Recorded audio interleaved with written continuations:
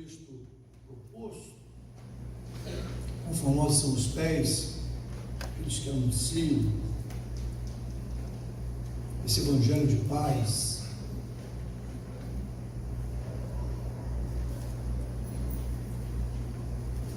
Esses pés devem ser os nossos. Esses pés não são apenas os pés dos missionários, não devem ser apenas os pés dos chamados para a liderança da igreja.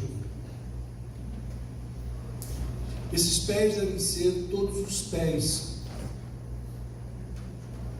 que sustentam um corpo chamado para a eternidade. Devem ser os pés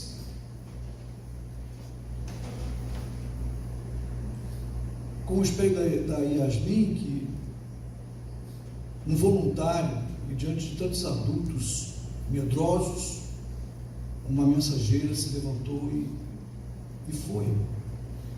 Pés voluntários, pés que não estejam tão ocupados, que não tenham tempo para ir a Cristolândia, para poder fazer uma ação, para ir para a cozinha da Cristolândia. Formosos são os pés de pessoas que não estejam tão ocupadas que não possam caminhar em direção à casa para se reunir com outros pés num pequeno multiplicador. Formosos são os pés daqueles que não sustentam um corpo tão atribulado que não tenha tempo para se dedicar às coisas de Deus. Formosos são os pés que sustentam um corpo que, apesar de todas as tarefas que precisamos fazer para o sustento do pão nosso de cada dia, temos tempo para cantar num coral, tem tempo para estar na cozinha agora preparando quitutes para vender e mandar para missões. Formosos são os pés, aqueles que caminham na direção que Deus quer que caminhemos. E é pensando nessa gente, e é pensando nessas pessoas que pode e deve ser cada um de nós, é que eu convido vocês a abrir a Bíblia em Lucas capítulo 2. Quero falar aqui de 5 personagens, embora 2 em destaque e 3 provocam.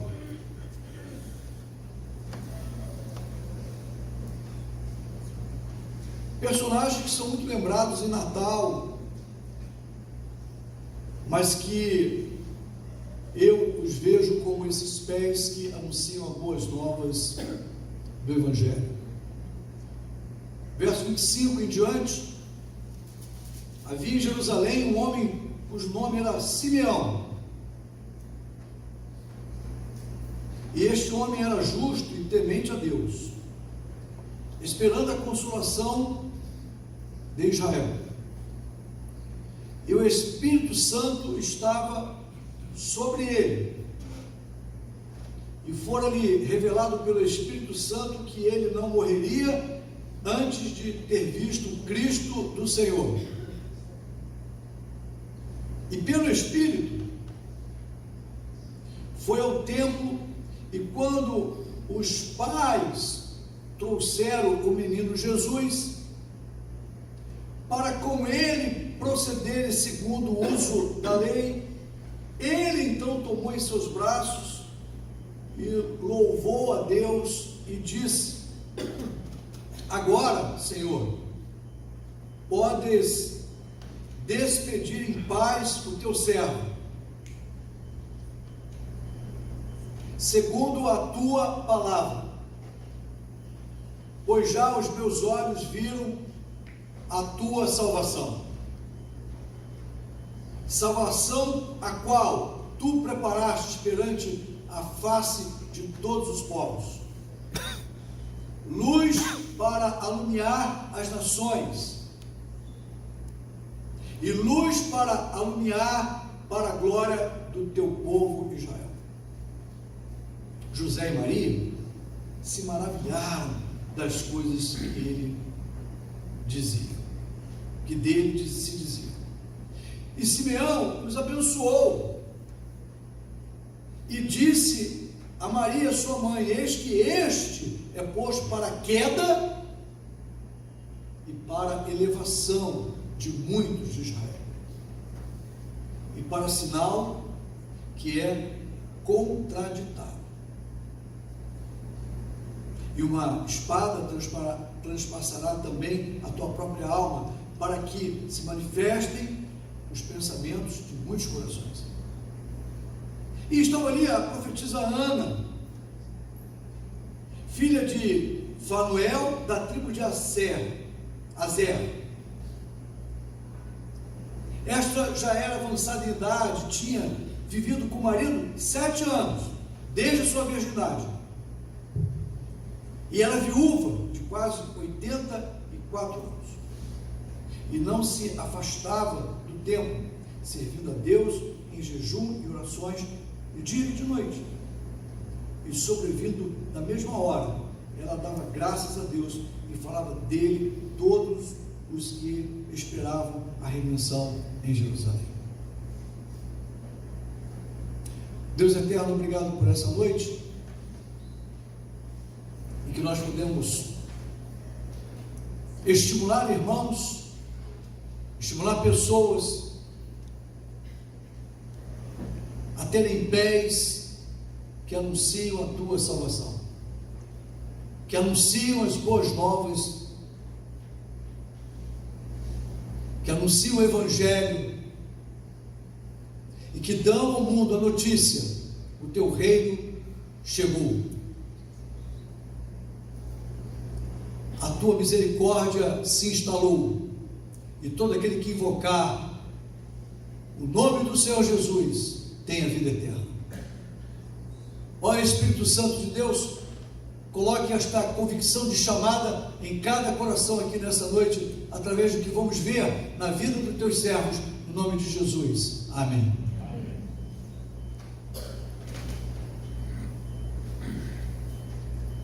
Embora as complexidades do texto nos coloquem ainda atrelados ao Antigo Testamento, embora ainda não tenha sido dito que a lei e os profetas foram até João Batista, embora João Batista está aqui mais ou menos, pelos meus cálculos, completando um ano de vida.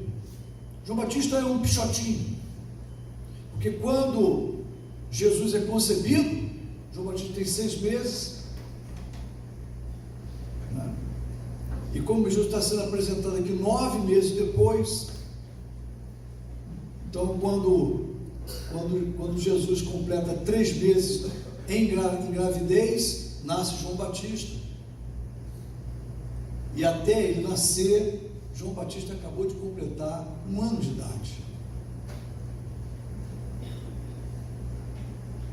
Embora ainda não tenha sido dito isto, mas no momento em que se instala em Maria Jesus, a lei e os profetas foram até ali. Agora começa um novo tempo. E uma das primeiras coisas que eu quero dizer e destacar para os irmãos é que Deus lança a mão das pessoas que se preparam e se separam para Ele. Porque a história começa com Maria, que por alguma razão que a Bíblia não fala, achou Deus nela motivo para que nela fosse operado o privilégio de gerar o seu filho.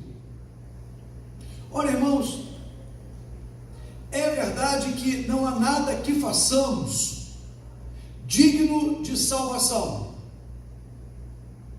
mas o Senhor consegue olhar para cada um de nós e Ele faz questão de destacar nossas virtudes, não virtudes que sejam suficientes para a salvação.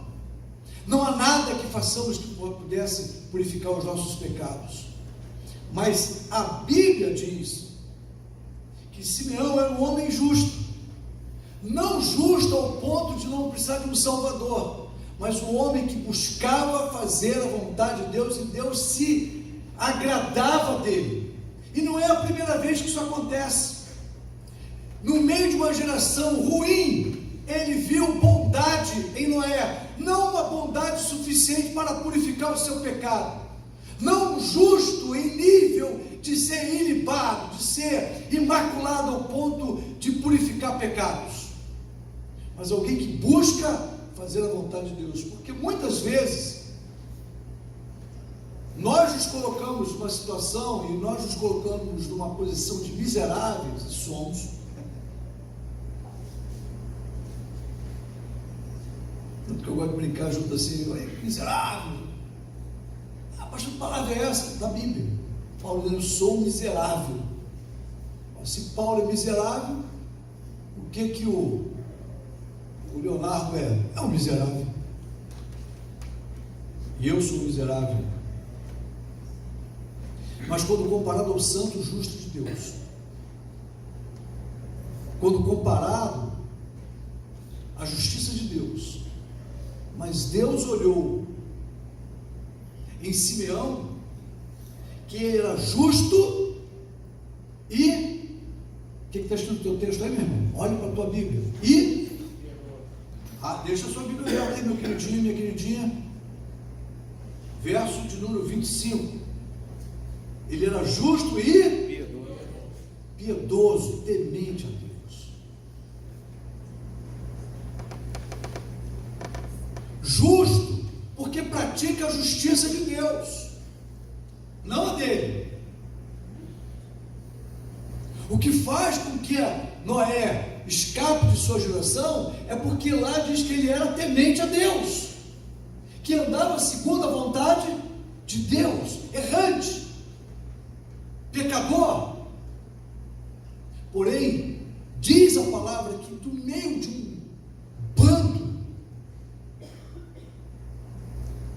é justo. E não é a primeira e última vez. Quando Satanás foi no meio dos anjos diante de Deus, qual é a fala de Deus para Satanás? Viu meu servo Jó? Fiel, justo, não justo em nível de santidade, justo no meio de um povo ruim, iníquo, meia iniquidade. Queridos, eu quero colocar para vocês que não há nada que façamos que sejamos melhores, mas nós devemos ser pessoas justas e tementes a Deus. Devemos demonstrar com as nossas ações que nós somos justos, mas não justiceiros, não como aqueles que têm que sair julgando ninguém, e com a balança para poder condenar ou absolver alguém, mas justos porque nós praticamos a justiça de Deus, e não há justiça maior do que anunciar que o homem está condenado, mas a salvação é gratuita, e todo aquele que nele crê tem a vida eterna. Justo no sentido de ter a coragem de olhar para as pessoas e dizer, eu tenho uma péssima notícia para lhe dar. Todos pecaram e estão destituídos da glória de Deus. Tenho uma péssima notícia para lhe dar. Não há um justo sequer. Justo no sentido de merecer a salvação, porque todos pecaram. Mas Deus, Ele é tão bondoso, que Ele olha para este homem e faz com que seja escrito, narrado,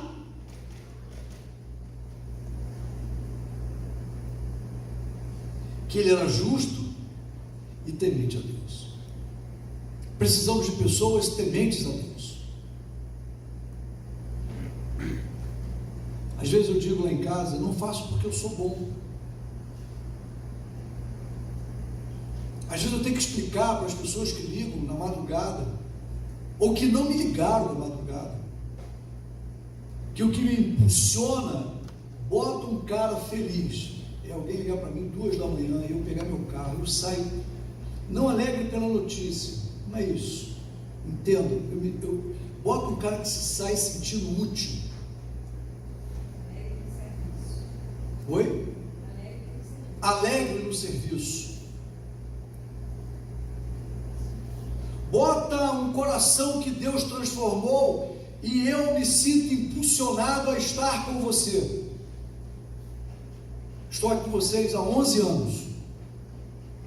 Não socorri todos, porque às vezes as agendas se misturam. Às vezes eu estou no barco da Amazônia, às vezes eu estou numa conferência. Vocês podem não acreditar, podem até dizer que eu não mereço, quando eu estou de férias. Em outubro, se Deus quiser, me ausentarei de férias. Mas eu posso ter a tranquilidade de deitar e dizer: Senhor, eu fiz tudo quanto pude. Não me excuso, nem minha esposa se excusa. E quando o Mateus era pequeno, nem ele, porque pegávamos, colocávamos no carro, tirávamos dormindo da cama. Se tem um lugar que o Mateus gosta de dormir, é no carro. Até hoje ele é assim, ele entra no carro, já dorme. Porque Deus está procurando pessoas que se colocam à disposição para servir. Você está aqui nessa noite? Eu quero servir. Você está aqui nessa noite? Não quero só o sermão, eu quero ser o sermão. E diz que ele esperava a consolação de Israel. E o Espírito Santo estava sobre ele. Sabe o que eu penso nisso aqui? Nós esperamos a volta de Jesus. Você compreende isso, irmãos? Olha para o texto. Deixa sua Bíblia aberta. Grife, escreva. Ele esperava a consolação de Israel. E nós esperamos a volta de Cristo. Porque nós sabemos que Ele veio, Ele viveu, Ele morreu, Ele ressuscitou e vivo está à direita do Pai e voltará. Não esquece desse detalhe, não. Ele viveu, Ele morreu, Ele ressuscitou, Ele está à direita do Pai e intercede por nós e está conosco todos os dias até a consumação dos séculos e voltará. Se nós queremos ser pés abençoados, nós precisamos viver a justiça de Deus, e a justiça de Deus é esta: anunciar que o problema da humanidade é o pecado, mas que está resolvido. Jesus Cristo é a salvação. E nós esperamos porque Jesus está voltando. E enquanto o Espírito Santo estava sobre Simeão, o Espírito Santo está em nós. Enquanto o Espírito Santo estava no entorno de Simeão, ele hoje é morada em nós. Nós somos morada desse Espírito Santo. Fomos batizados, mergulhados, inundados, tomados, preenchidos, selados, e o selo do Rei ninguém se atreve a tirar. E diz o texto de que, de alguma maneira, foi revelado a ele, Deus foi tão misericordioso com este pecador, mas que Deus olhava para ele com carinho. Irmãos, Deus olha para a gente com carinho. Nós somos pecadores, miseráveis. vermezinho de Jacó.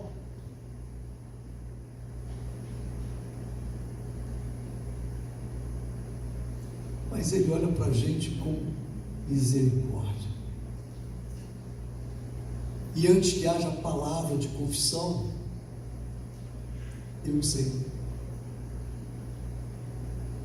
Eu estava do seu lado quando isso aconteceu. Antes, eu estava lá com você. Eu vejo um Deus que nos abraça, que nos traz para perto, porque Ele é um Deus de perto e também de longe, apesar da música dizer diferente, né? Porque toda licença poética, né? Din-din. Então a licença poética pode distorcer a palavra, pode fazer o que quiser, mas a verdade bíblica é que Ele é um Deus de perto e também Deus de longe, porque Deus é onipresente.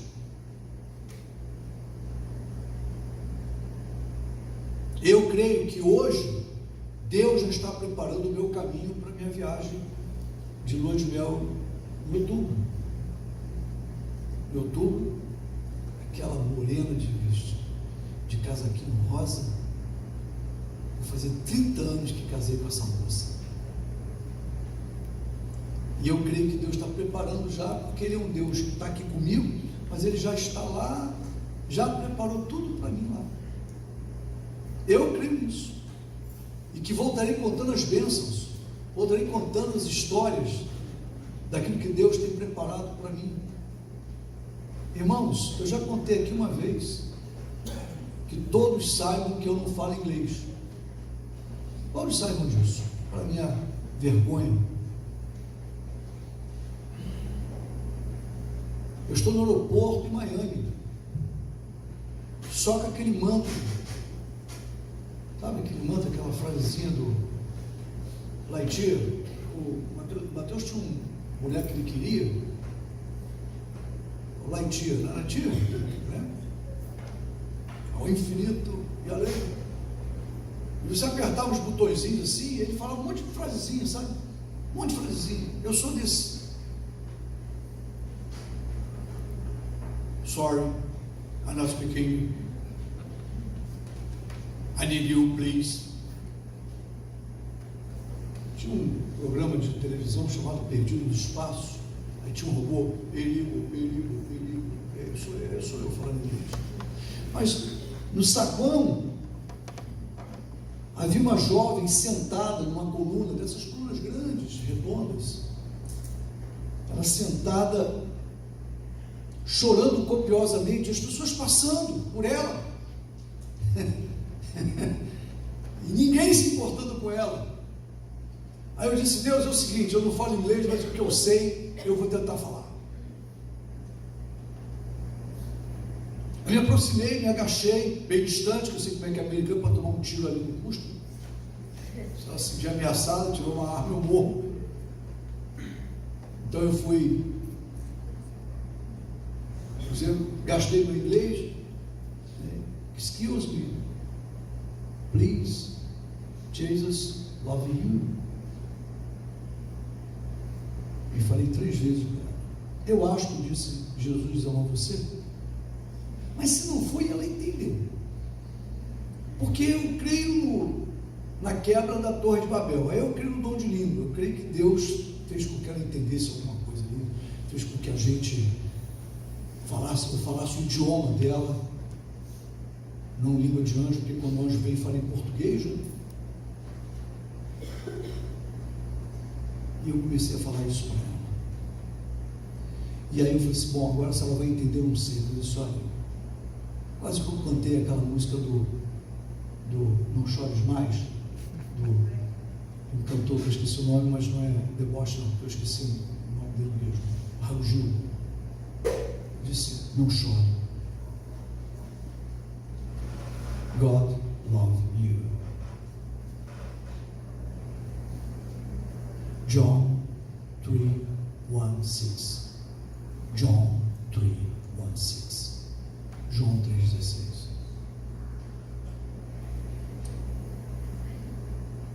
E a gente se abraçou ali. E eu fiquei dizendo: Jesus, love you. Jesus, love you.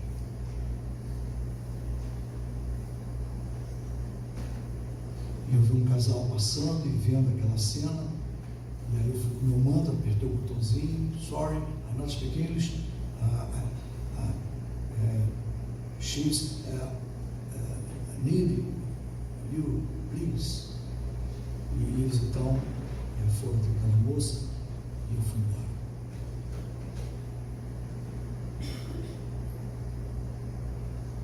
O Espírito Santo está em nós. Precisamos anunciar as boas novas de salvação.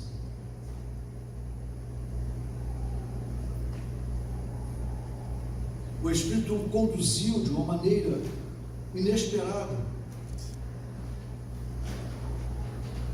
Levou até o templo. Ele não sabia por quê.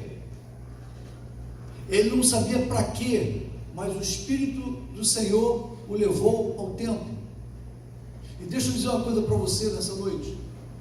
Deixe o Espírito conduzir você. E você está bem amparado, porque o Senhor vos deu pastores.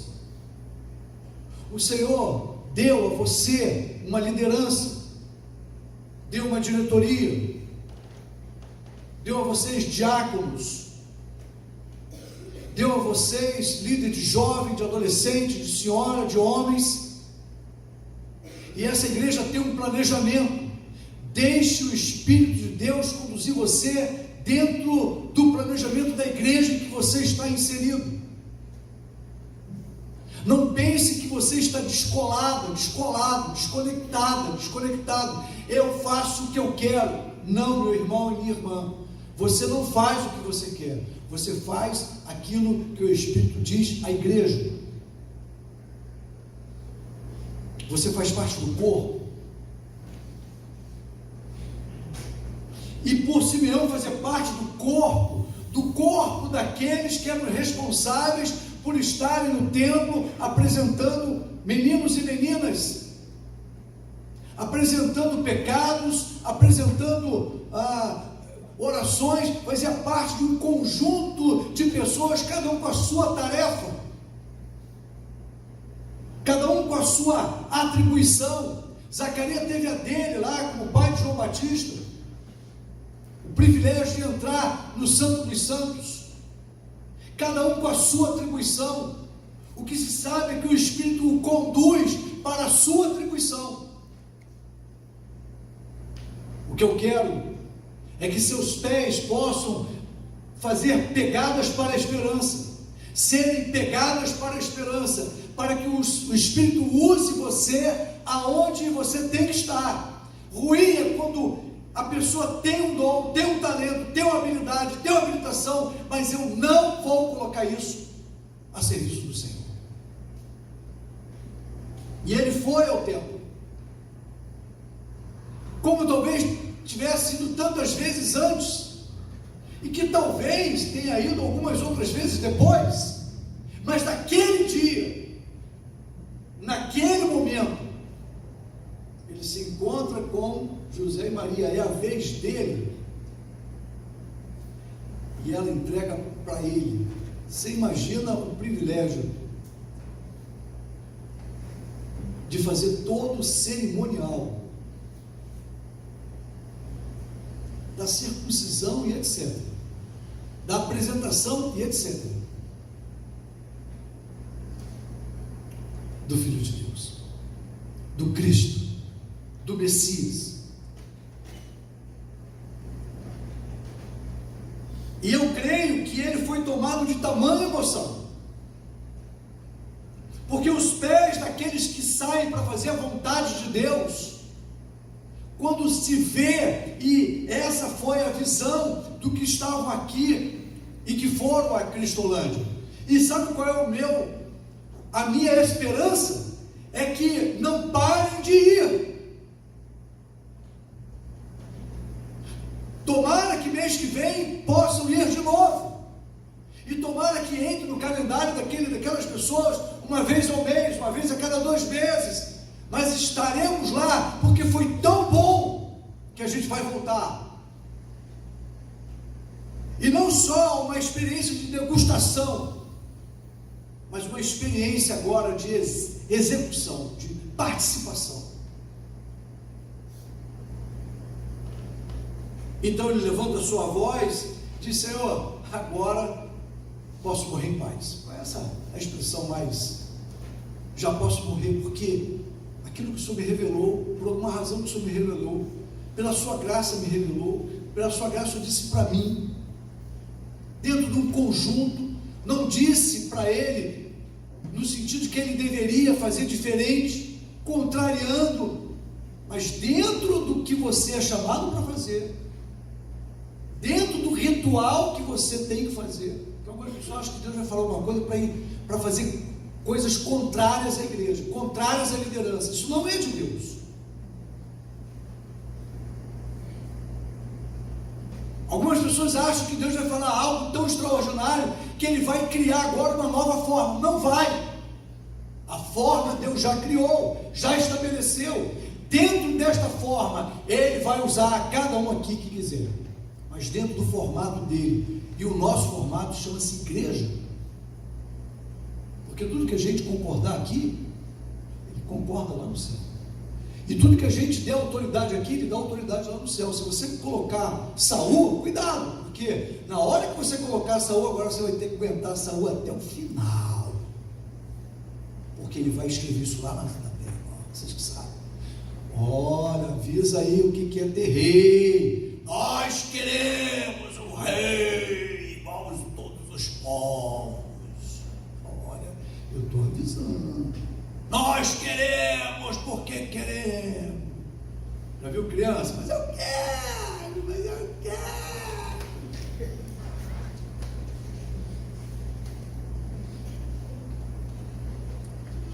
O texto é muito claro que Deus fala, revela para Simeão dentro da visão do judaísmo ali dentro. Deixa que quem vai mudar isso sou eu. Enquanto eu não mudar isso, é assim que você vai fazer. E ele fala coisas maravilhosas. Diz o texto que os pais ficaram tão felizes. Os pais ficaram tão felizes.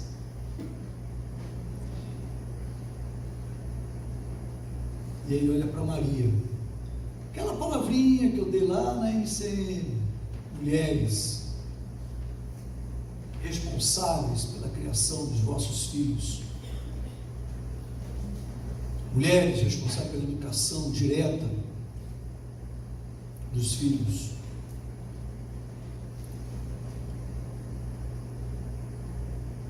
Mulheres submissas aos vossos maridos, que edificam a casa para ele governar. A mulher que edifica a casa, mas o governo é do homem. Então essa brincadeirinhazinha que a televisão coloca, né?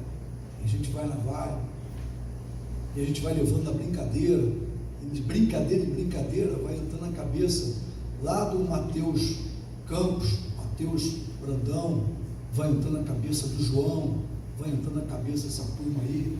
Mães e pais, digo que isso é brincadeira. Quem manda lá em casa é minha mulher.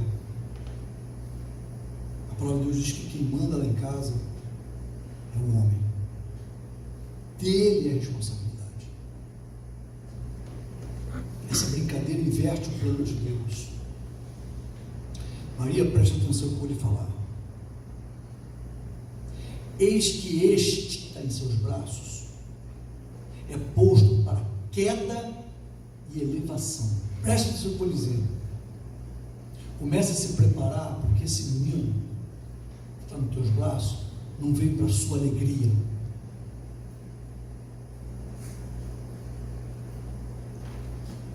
Se alegre no Senhor, porque este não veio para a sua alegria. Ele veio para a glória de Deus. Pais, nossos filhos não são para nós. Querem ter filhos? teus para Deus. Desde o primeiro dia. Não é meu, Senhor. Minha filha não é minha. Meu filho não é meu. Meu filho é do Senhor.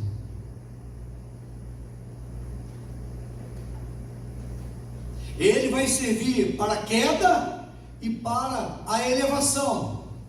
Para a queda e para a elevação.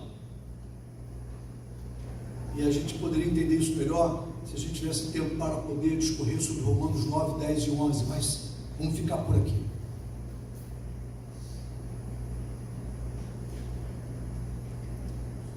Uma espada transpassará também sua própria alma.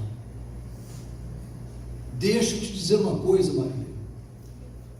Ter sido escolhida por Deus não significa que você não terá dores.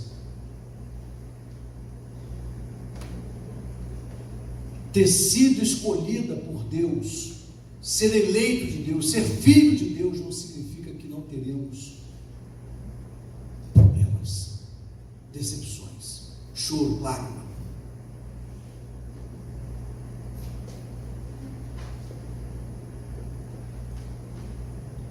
Mas essa alma transpassada pela espada é para que se manifeste os pensamentos de muitos corações.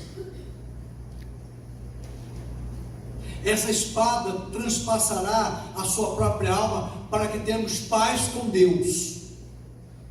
E por causa de Jesus, temos paz com Deus. Amém? Pés que anunciam as boas novas. Mas também estava ali a profetisa Ana, uma mulher que viveu apenas 7 anos com seu marido,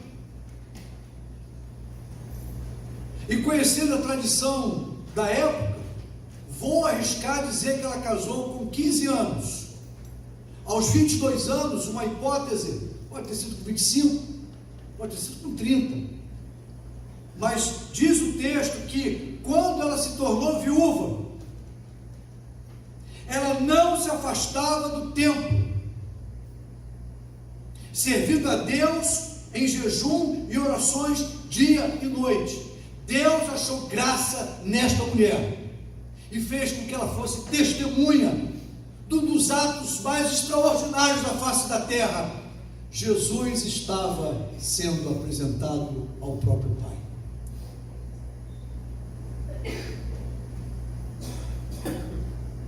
E ela dava graças a Deus e falava dele a todos os que esperavam a redenção de Jerusalém. O que ela falava dele eu não sei, a Bíblia não falou e não nos interessa, mas uma coisa sabemos: o que falava para aqueles que esperavam a redenção em Jerusalém. E depois Jerusalém se estendeu para a Judeia, se estendeu até os confins da terra.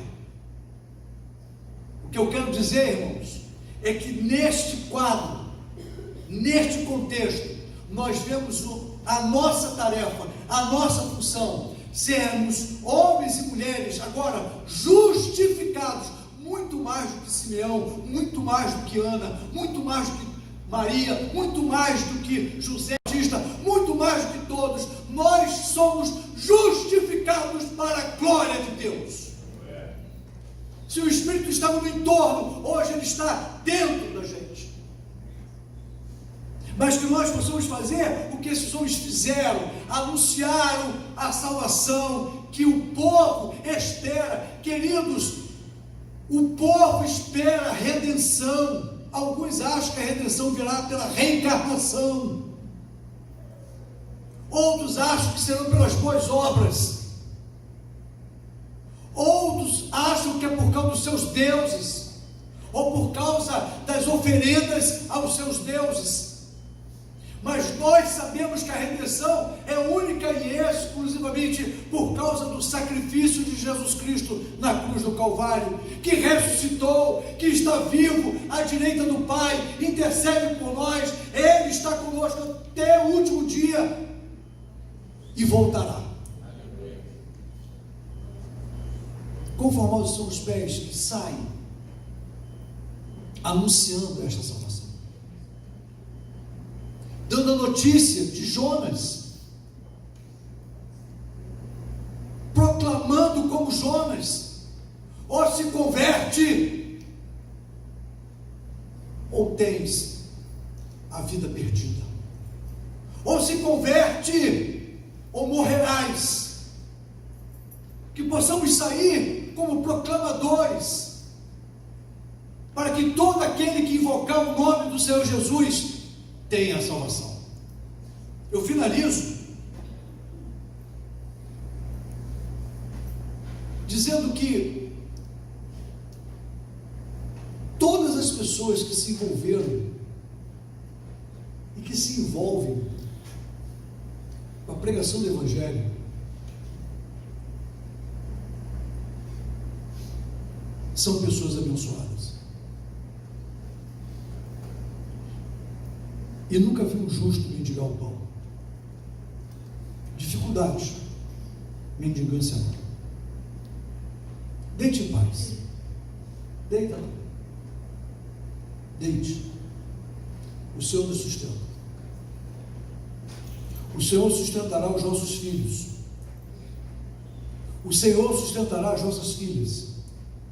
O Senhor sustentará os nossos netos, e o Senhor sustentará os nossos bisnetos, e deitaremos no Senhor,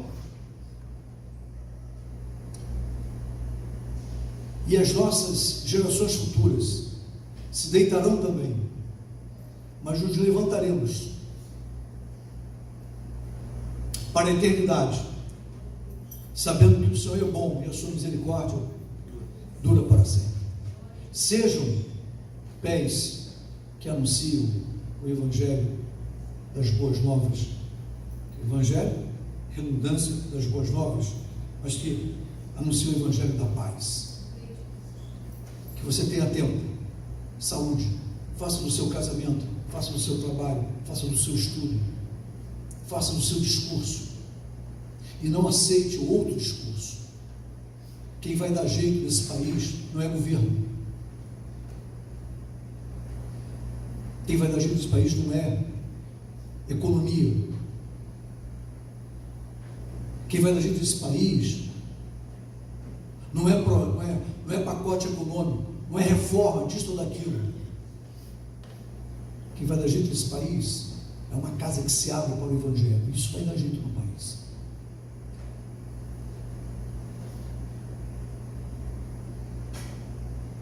O que vai dar jeito no país é uma boca que confessa Jesus Cristo como o único e suficiente Salvador.